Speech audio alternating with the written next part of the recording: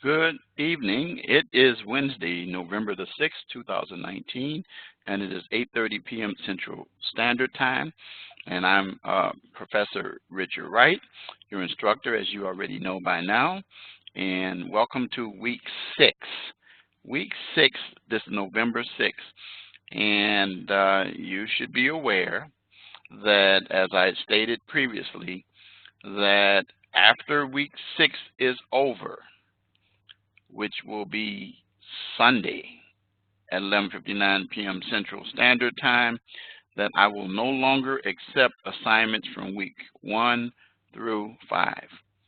If you submit discussion posts from those weeks, I will not accept them because I would give grades and take away points, but I cannot extend discussion forums beyond the weeks that the discussions take place. We had this discussion during week 1, open house, where I made it clear that discussion posts would not be extended, and that you need to get them in. So, and you know the process for grades as far as that's concerned. So tonight, I'm going to take the time to go over the module for the week, discuss the assignments, as usual, remind you how important APA and rubrics are in this course, and reminding you that rubrics are located in each written assignment and course project, except discussion posts. There's a generic one, which you're all familiar with by now. And then the final box on this side reminds you that lectures take place every Wednesday from 8:30 p.m. Central Standard Time to 9:30 p.m. And that we are going to have 2 more lectures to go after this. We will not have a lecture during week 7, but I will be discussing tonight the requirements that you have, since you do have a project that is due, that is the interview, and I will be explaining the parameters of that, reminding you again where you can get your questions for the interview that is due for week 7, not this Sunday. And then we'll be back week 8 for our next to our last lecture. As you know, week 6 lecture will be posted here, and for those of you who haven't caught on yet, lectures from this point are even weeks. So if you notice that from week 1 we did 2, 4, and now we're at 6. We do 8 and 10, and then of course, you know, the course ends with week 11. So let's take a look at our course announcement for the week.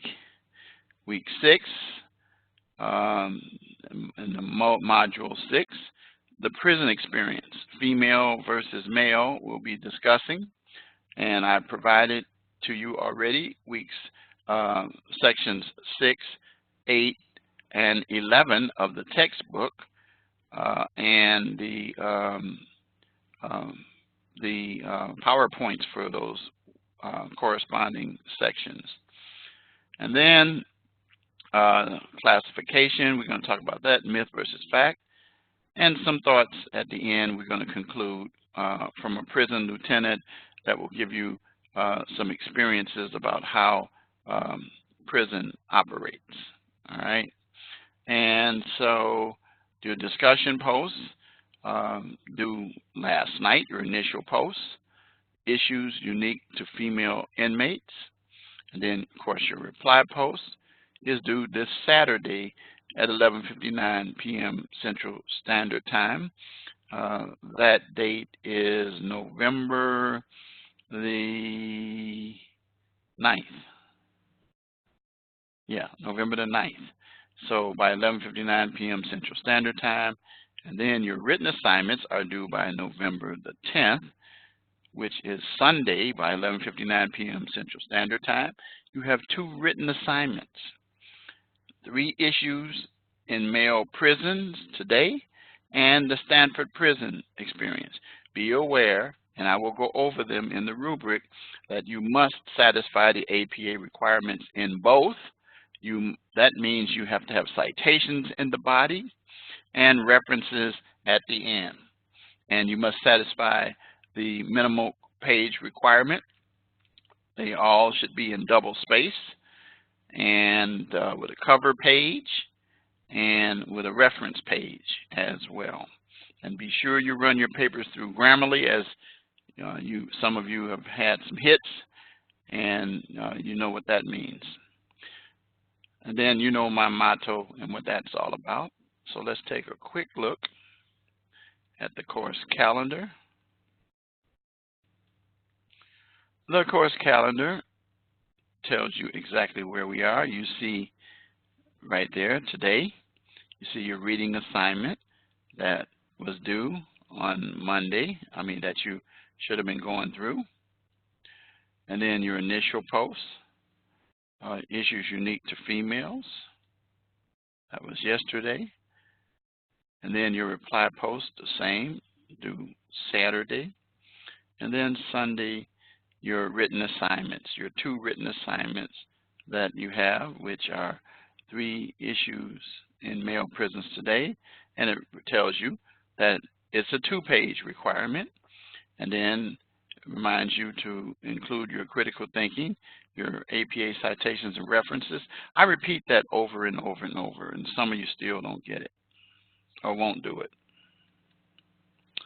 And then the Stanford prison experience, which is based on actually a video that you're going to look at, but you're going to still be required to provide citations in the body and references, and it can be a minimum of 1 page. And then, I said the same thing about critical thinking.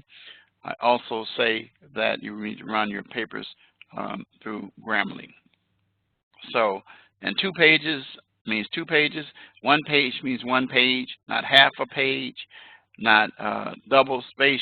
Should all written assignments be submitted as, not single. So, and that's it. And then at the end, I will discuss not the assignments, but I will provide you information concerning the course project that's due a week from Sunday. And I'm going to talk about that, not necessarily the written assignment. And then we'll be back week 8, okay?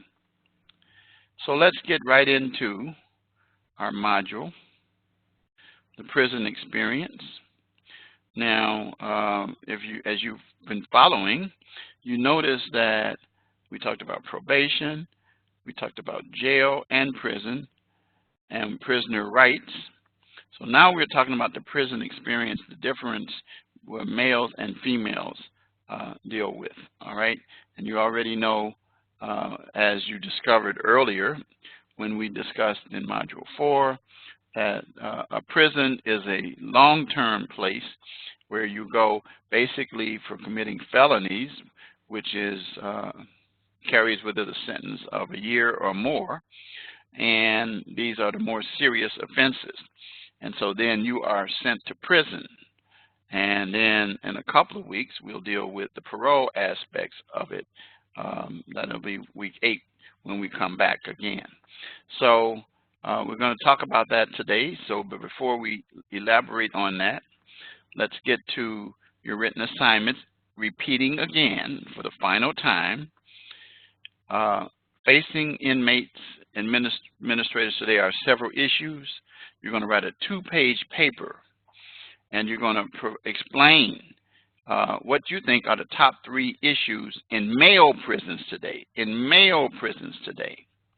And then the second part of your paper, for each of the issues you identified, you're going to offer solutions as to how the criminal justice system can respond to improve or address the issues that you provide in your first part of the paper. Again, you go to your resources tab. You can find sources to help you, not just with APA, but also we have a library learning center that helps us. All right, so let's take a look again at the rubric. Due date, as I've already said over a couple of times. Your rubric, you click on View the Rubric. There it is. And remember what I said. This is standard for throughout the whole 11 weeks. But then this is your requirement that tells you exactly what I just said a few minutes ago to get your points. All right? So it's very straightforward.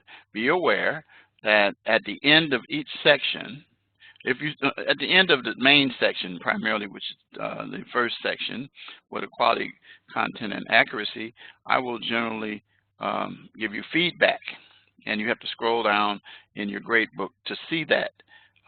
And generally, it'll start out by telling you, I appreciate the time and effort that you put into completing this assignment. That's not boilerplate stuff. That's really me saying seriously how I feel about you taking the time to do it. But then I elaborate on how well you did with the requirement of the assignment, or where you fell short on that. And then, of course, down here, generally, unless there's paragraph issues, then generally you get all those points, and or you meet the 2-page minimum requirement here. And then your APA requirements pretty much are here. All right, so let's go to the next written assignment. One of the few weeks that you have 2 written assignments other than your course project. So in the Stanford experiment, it is a psychological experiment dealing with some of the psychological issues that take place during prison life. And the Stanford project deals with that issue, and there's a website located here that you can do that. And you can also do some research and find some other sources that will lead you to this. I think it was HBO. I believe it was HBO. It might have been Showtime, but one of those channels did an extended version of the Stanford prison experiment. And some people can go back and find that and see that in their demand section, which we have usually on AT&T and Comcast. So anyway, you're going to check that out and get the information. Then you're going to answer these 4 questions. Again, citations in the body and references at the end, because when you click on your rubric, you're going to see exactly what I said, the due date. And then when you click on the actual rubric itself, it tells you what the minimum requirements are, and it talks to you about the page requirement, and it talks about APA. So I have students say, oh, I didn't see APA in the module. That's why I always say pay attention to the rubrics. And in order to do this, pretty much you got to listen to the lecture.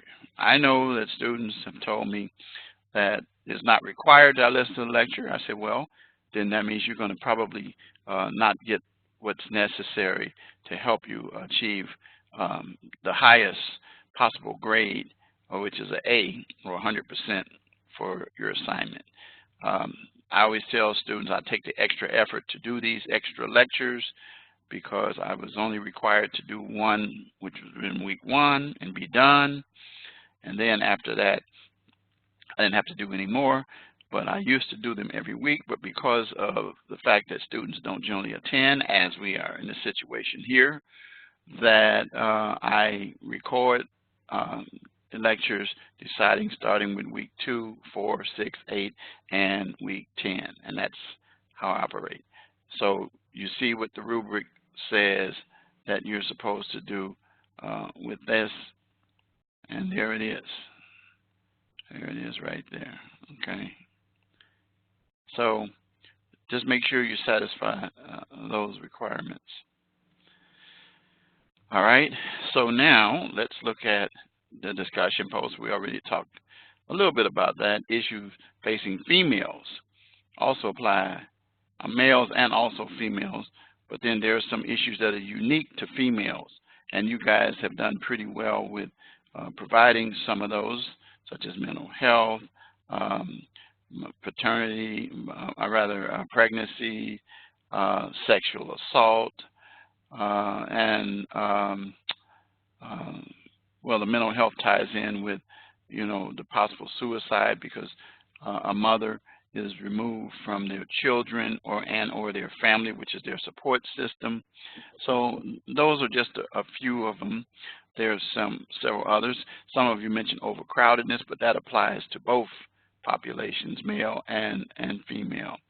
So you're supposed to share what you believe are the two most important issues that females face, and then provide some examples to support your beliefs and discuss some possible solutions as well. And when discussion posts are due. So I'm not even going to click on that. That's it for the assignments. So now let's get into the actual module itself and talk about what the content of it is. Now, you already know about the contents that take place. You are aware of the fact that there are some similar issues such as gangs, racial tension, and so forth. That just takes place in prison because of the confinement, and obviously violence takes place. And then, of course, you're going to be dealing with women's imprisonment. The numbers increase, and I always say this, that generally females generally end up in prison because of some male. They generally are not crimes that are committed themselves. That are exceptions, of course, but probably for the most part, my experience has been that females usually get in trouble helping some male or participating in a crime with a male. And so, there's some issues that face them, such as being a mother, health care, sex exploitation. We talked about that a little earlier. And then the roles of professional employees in men's and women's prison. You should be aware of the fact that in men and women prisons, there are men and women working there, men and women correction officers as well. And so individuals are sometimes subjected as females to sexual assault by males. I will say this to you, there's a trend also taking place, but not as much, where females are actually taking advantage of the females as well. But for the most part, the sexual exploitation issue takes place where males are taking advantage of the fact that these women are inmates and that their word is taking over the inmate's word. And so these are unscrupulous individuals who are taking advantage of these females who already have other problems, such as separation from family, their children, and so forth. Okay. So let's talk about first of all, a few things: the classification, myth and fact, and some thoughts from a prison lieutenant. And then after we finish that, then I'm going to go over the project for week 7 as we conclude. All right. So let's talk about the classification. When someone goes into prison, they go through the process of being fingerprinted in what we call orientation. They learn what the rules are in the facility, and they are classified based on the risk level of those individuals. And that's how they're also assigned to institutions, maximum all the way to and where they're not under such strenuous. But also individuals, it says, have what they call case plans that determine where they're going to be placed. So a key thing is to try to provide for these individuals when you're classified, so that you can be able to take advantage of drug and alcohol treatment programs if you need it, educational opportunities. You know, it's no secret that I am a fan of education for inmates because it is cheaper to educate than to incarcerate, and also it's been established through research that the more educated individuals become while incarcerated, the less likely that they'll become recidivists or repeat offenders. And I didn't say it always, but you're cutting into the numbers. And that can be formal education like college, or that can be getting what we call a GED, General Education Diploma, or that can end up being someone who gets a vocation, being a barber, working on vehicles, and any other job skill, learn how to be electricians, plumbers, and all those different things. Job skill training fit within what I was talking about.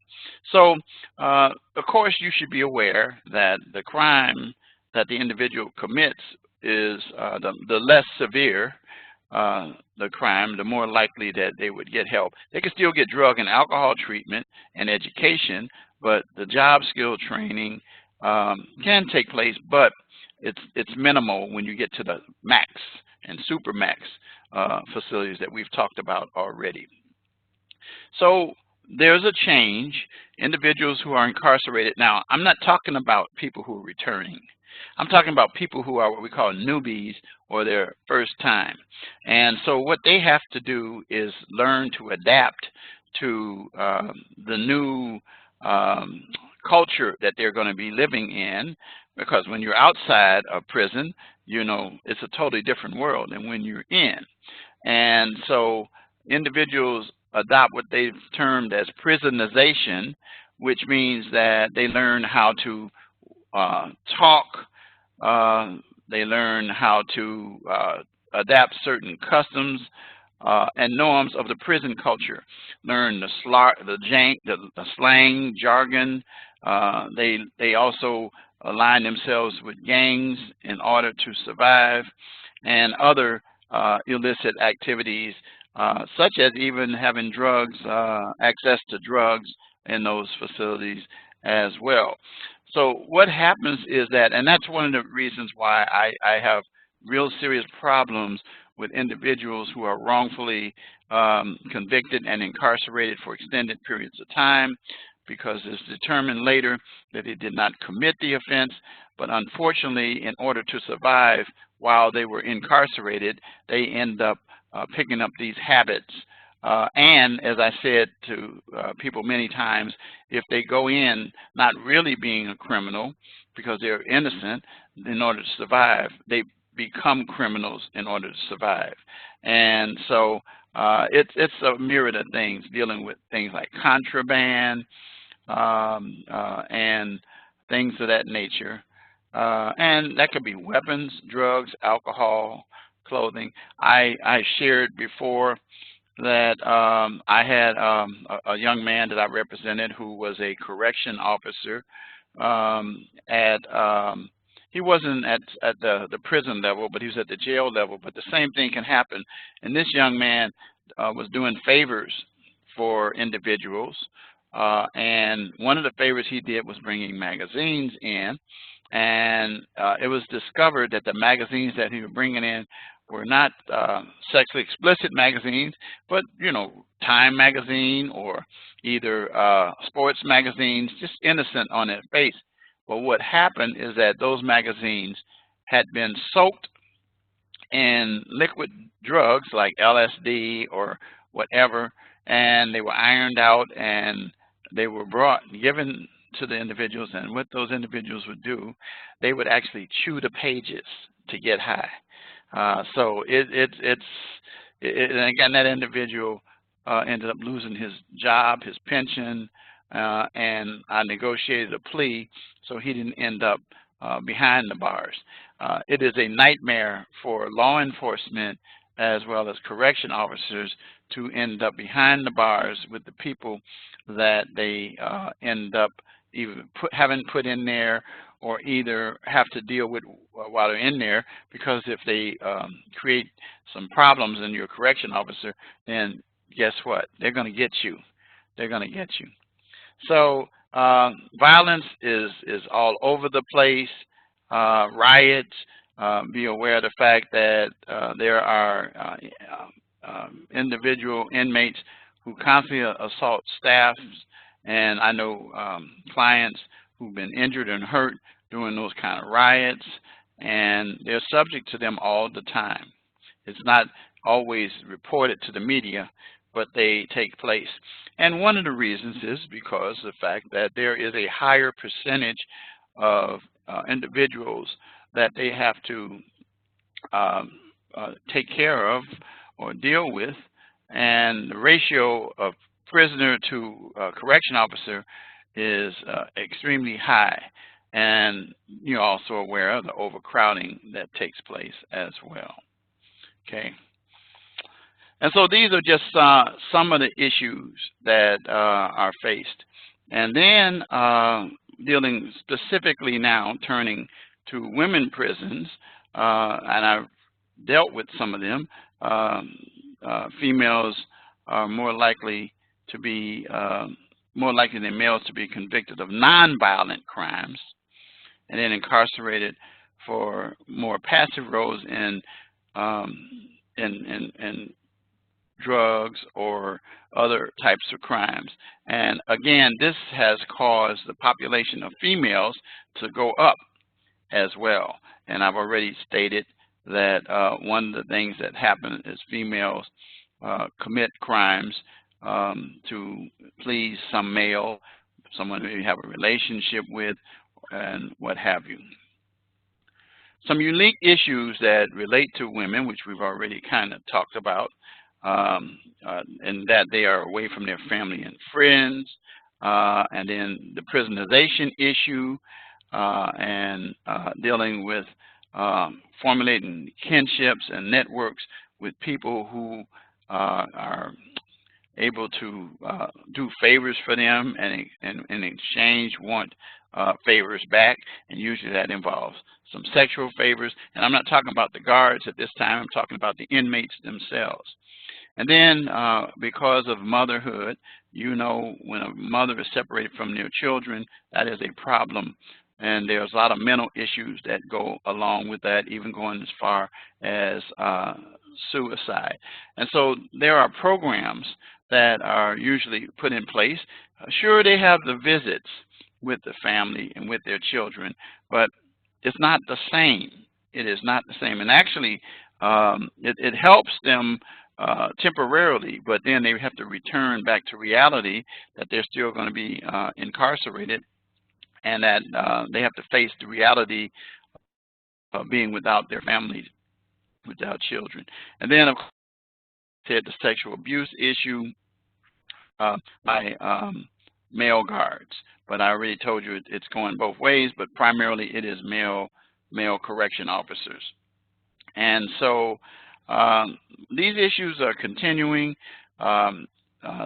in jails and prisons. The goal is to hire more professional individuals, more educated individuals, because many people who started in corrections or started in prisons and jails, particularly in jails, but in prisons too, had to only have a high school diploma and not much training. But now there is a movement towards more professionalism because of many of the lawsuits that have taken place, and also the goal is to have these individuals to move towards more closer to rehabilitation as opposed to dealing with deterrence, but to try to actually make an impact upon the lives of these individuals. So your guards and your correction officers are part social worker, and then they have to advise the inmates and so forth and so on. And so there's still some issues and still working on, but you're going to hear a little bit more about that in just a few minutes here.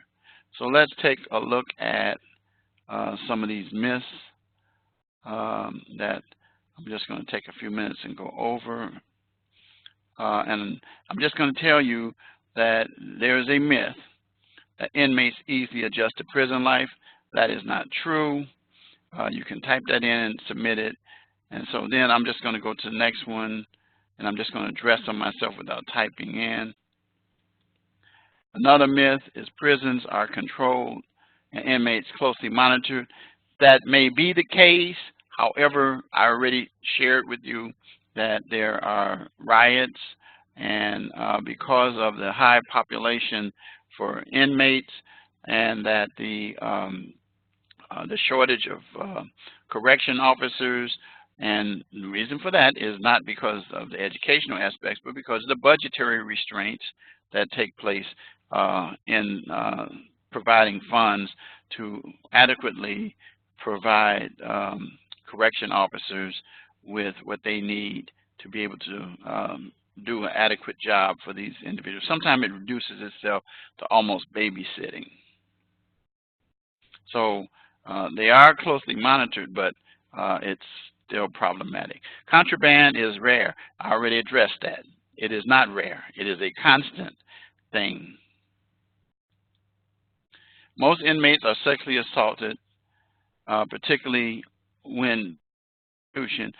Well, yeah, it's a myth, but the truth of the matter is that it is something that is faced by individuals who are incarcerated, and so there is a lot to that.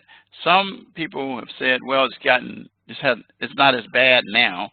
The point of the matter is it's still happening. That's my whole point in a nutshell. Due to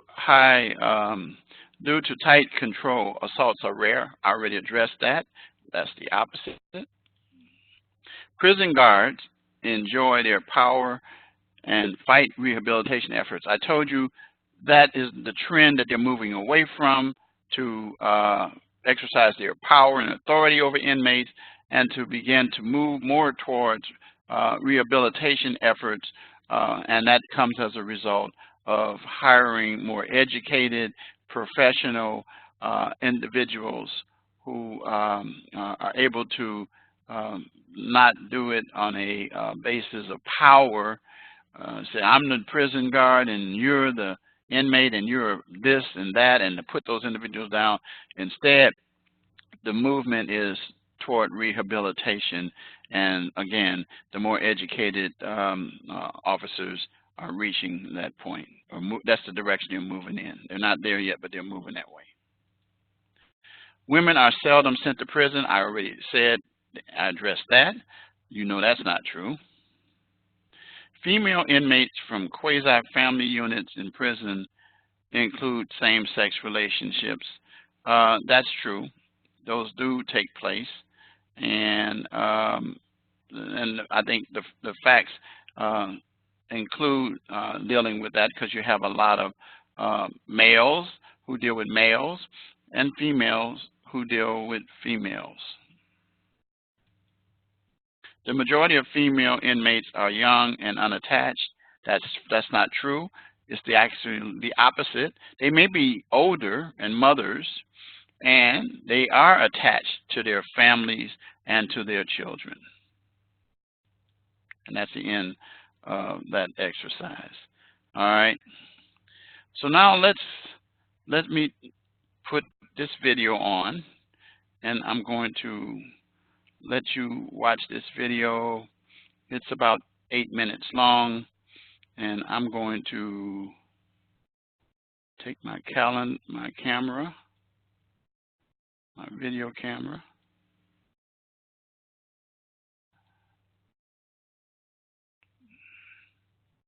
Okay, and then you're going to be able to take my heads.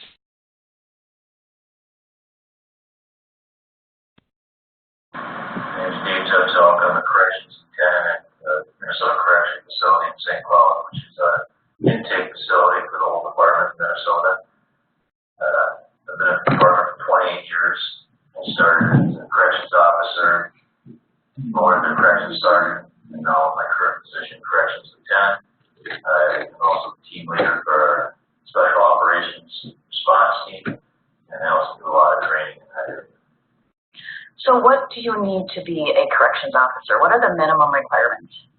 GED or high school diploma. You apply online, and then you set up the testing. The test consists of a writing component and a video component. If you pass that test, you are granted an oral interview. A series of questions, and they all get scored. And pass that, then all candidates pass that will fill out a form for a criminal background check, predatory offender check, and a criminal history check. So then they'll start doing that. If you pass all those, then you'll get offered a job. You get on a list to get offered a job. You need to be can't be incarcerated within the past year, and if you were, you need to provide documentation that you're off supervised parole or release time, proving that that's been completed. Okay, so you do not need a 2-year degree or any experience. High school is sufficient. Yes. Okay.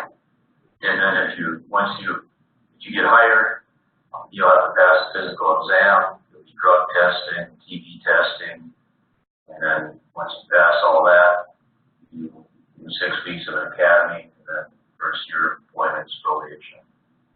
Okay, so lots of training that goes along, on-the-job training that goes along with this. Yeah, vast majority of that first 6 weeks is on the job, and then after that, you start off a lot of job shadowing stuff. Okay, so if I were hired as a correctional officer, is there a typical day, or what would my day look like?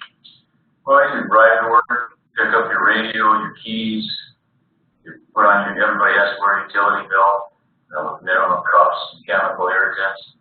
You report to your post, and you could work anywhere from the living unit to your control center to supervising offender crew. There's a lot of different post officers. The average day is a lot of observation and can seem to be boring at times, but that can escalate to very dangerous and wild times in a split second. A lot of our situations are just dealing with officer presence, communication skills, verbal directives. We mainly get our compliance that way. If that doesn't work, we go up to the force contingent all the way up to hands-on, chemical irritants, intermediate weapons, whatever it might be. And it's not uncommon. We have fights quite regular. We deal with a lot of incompatibility issues and people getting extorted, and just ongoing. You mentioned that you were the intake facility. So do you classify inmates? Can you talk about that, and what level of security is this institution? The security levels for the institutions go 1 through 5, with 1 being the minimum, 5 being max. They determine the facility's security levels with operational needs and instructional needs. For instance, the level 4 has requirements for mandatory armed outside patrol, or you might have secure perimeter mandates for armed officers on the wall, things like that.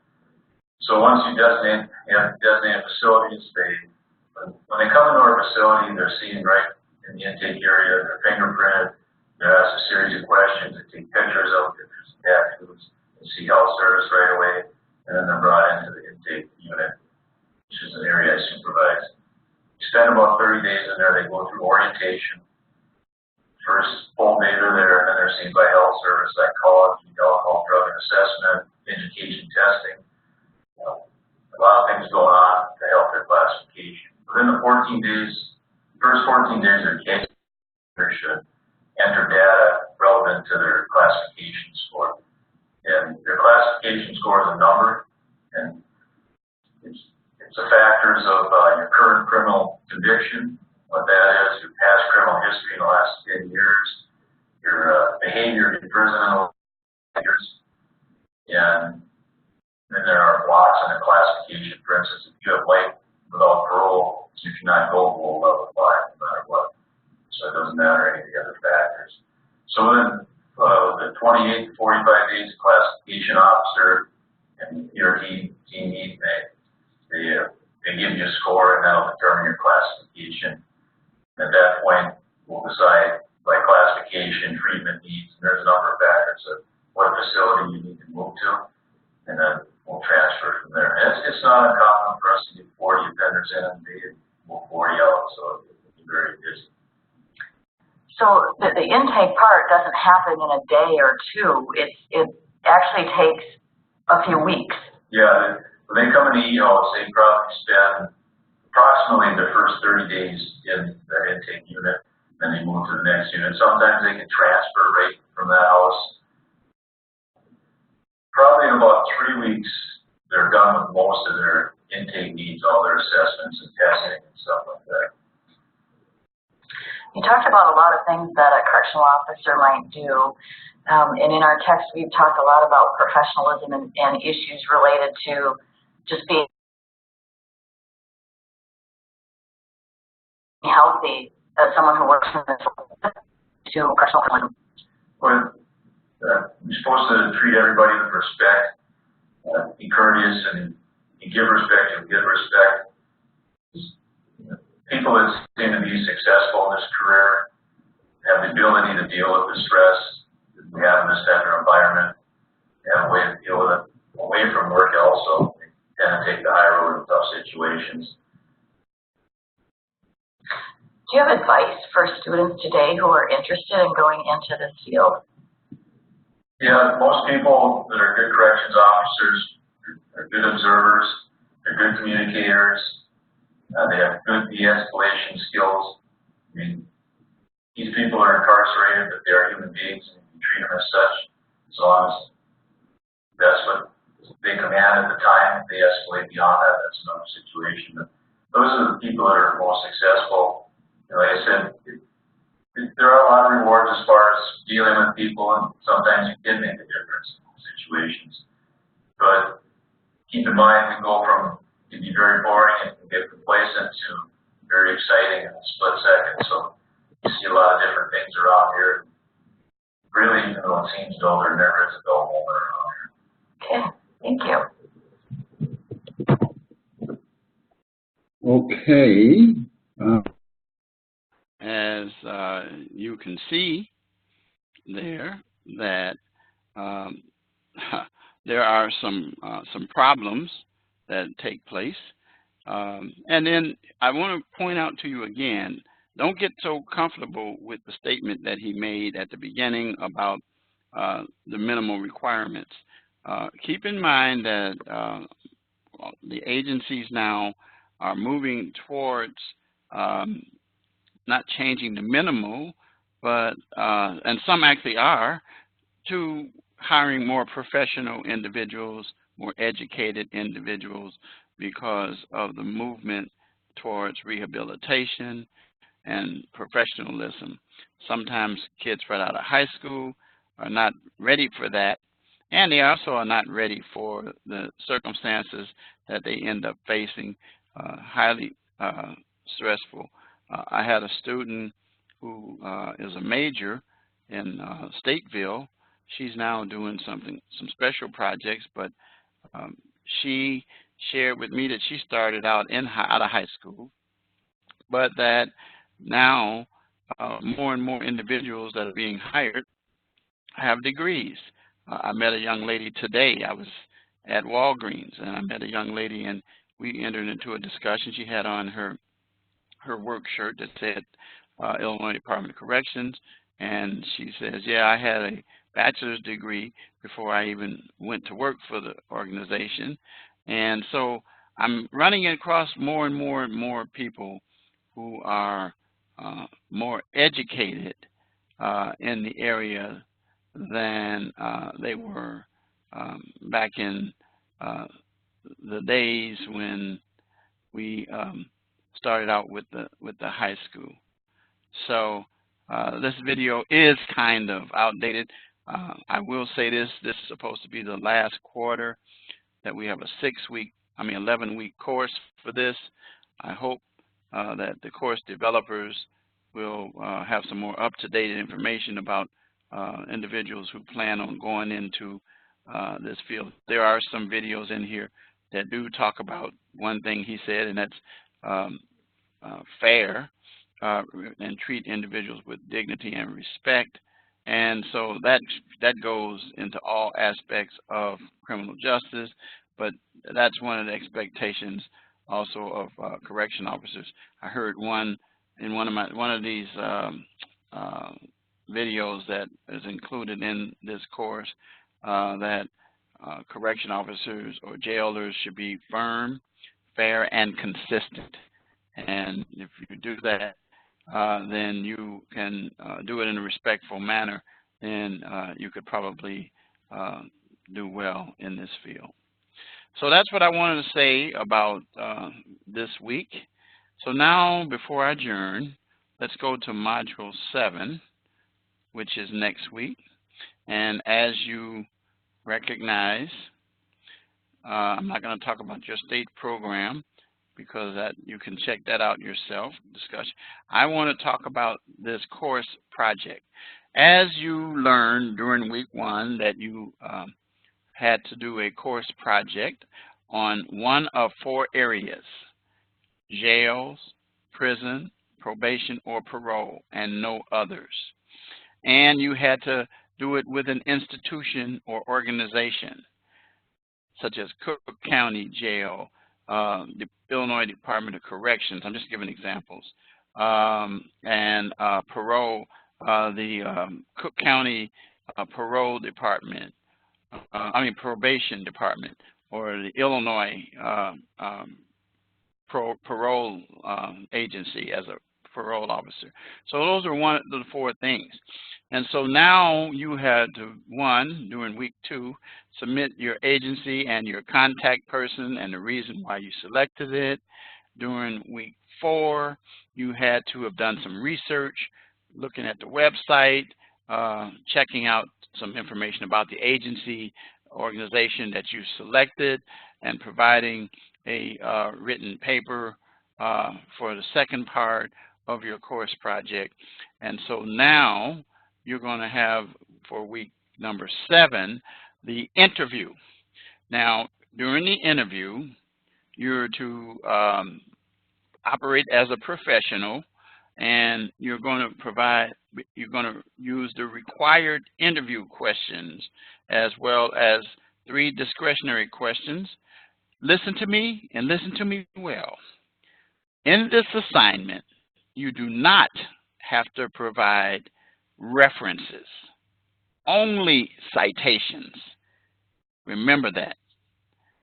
And it says here, in-text citations only, no reference page. So, and it said, don't present this format in a question-answer format. Use complete sentences, coordinate your thoughts. Give me some detailed answers, and you're going to be operating on the basis of utilizing the transferable skill of communication and completing this assignment. And so you're going to satisfy the requirements that are in this. So let's take a look at what the rubric says. Rubric says that you should provide this information. It should be at least 2 pages. And the reason why is because your questions and answers should be detailed. And like I said again, citations. And it says here in bold print, references are not necessary, okay? But citations are required. Very important. The other requirements are there, okay? Very important. I look at your detailed questions. Now, just to remind you, where are the questions? Let's go back to Module 1. And let's look under the lesson content. And then let's go down to course project introduction. So for week 7, interview report. That's where you are now. And I do recommend, I did say that you should have categories separated you can use in your final paper along with the other requirements for week 9 that we'll be talking about in week 8. So here are your interview questions. Right here, there's 5 of them. 5 of them, okay? And then a minimum of 3 questions of your choice other than this. That's your interview right here. So that's where you get your questions. Somebody's going to come back and say to me, Professor Wright, I forgot where I found my interview questions, and I'm going to refer them back to this recording and say, just make sure you look at week 6 lecture, and you will find where those questions are. I do recommend that you kind of number them, but write in paragraph form. So you can say, what are the minimum requirements? And then you can elaborate under that section in a few paragraphs or so. And then the second. And then remember, don't ask questions that are closed in. What a closed in question is, it says, what is a typical day in your position? If you notice, these questions are open-ended. What are the minimum requirements? It's not a yes or no answer to get these. What are the favorite and least favorite parts of your question? Open-ended questions. What is the biggest challenge working collaboratively with people of diverse backgrounds and perspective you face today? And then 5, as a mandatory, 5th mandatory question, what are some possible solutions to this challenge? And this would be based on your research and conclusion section of your project as well. So you're going to have that information, and then 3 additional questions. Remember, those questions should also be open-ended to give the individual a chance to elaborate. That's why I said your answers should not be short answers, and then you can ask another question within the question to get more specific to the details in the answer, such as what are the minimum requirements to be hired for your position, and then they might answer that, then says, well, what's the direction of hiring in your agency? Now, if you're dealing with probation and parole, it's going to be a bachelor's. If you're dealing with prison and jail, you might still hear high school.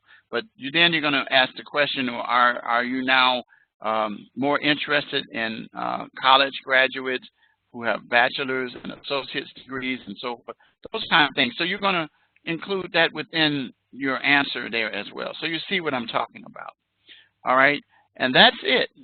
That's the only thing right here, and that's where you're going to get it from. All right, so I'm going to go back to the classroom now. I've already given you the answer. So with that, I'm going to say good night to you, and hope that I'll see you during week 8 for our next to our last lecture. And have a great week. And if you have any questions, feel free to reach out to me. You know the rules. I'll talk to you later. Good night.